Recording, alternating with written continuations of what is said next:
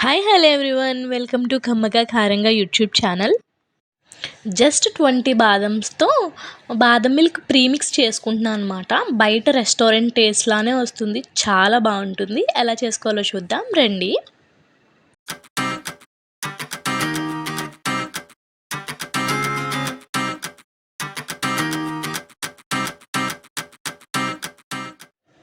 First ఏంటంటే 20 బాదంని తీసుకోవాలి.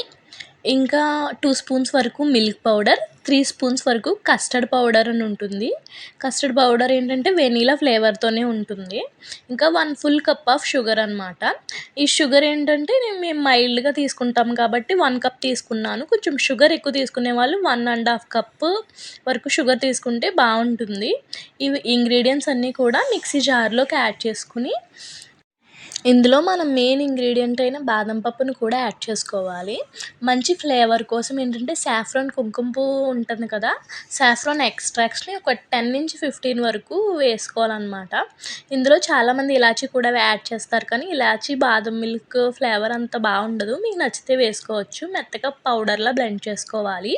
ఈ పౌడర్ని ఏంటంటే 1 గ్లాస్కి 1.5 స్పూన్ చొప్పున పాలతో కానీ వాటర్తో కానీ డైల్యూట్ చేసుకుని పాలలో మిక్స్ చేసుకోవాలి. ఈ మిక్స్ చేసుకున్న మిక్స్ని ఏంటంటే మనం పాలలో యాడ్ చేసుకుని ఒకసారి మిక్స్ చేసుకుని స్టవ్ మీద మీడియం ఫ్లేమ్లో ఒక 10 to 15 మినిట్స్ ఒక పొంగు వచ్చేంత వరకు మరిగించుకోవాలి. ఇదేంటంటే కొంచెం థిక్గా అవుతుంది అనమాట. ఇందులో మనం వేసాం కదా మిల్క్ పౌడర్ ఇంకా కస్టర్డ్ పౌడర్ వల్ల థిక్ క్రీమీ కన్సిస్టెన్సీ వచ్చి ఎగ్జాక్ట్గా జ్యూస్ షాప్లో అమ్మే కన్సిస్టెన్సీ ఇంకా టేస్ట్ అనేది వస్తుంది. ఈ స్టేజ్లో ఏంటంటే కొంచెం షుగర్ అది చెక్ చేసుకుని ఒక ఎయిర్టైట్ బాటిల్లోకి ట్రాన్స్ఫర్ చేసుకోవాలి. 1 అవర్ పాటు ఫ్రిడ్జ్లో పెట్టుకుని చల్లగా సర్వ్ చేసుకున్నామంటే ఎక్సలెంట్గా ఉంటుంది. వేడివేడిగా తాగినా కూడా చాలా బాగుంటుంది. ఇది మూత ఉన్న కంటైనర్లో స్టోర్ చేసుకోవడం వల్ల ఏంటంటే వేరే ఫ్లేవర్స్ ఏమి దీనికి పట్టకుండా టేస్ట్ అనేది అలానే ఉంటుంది.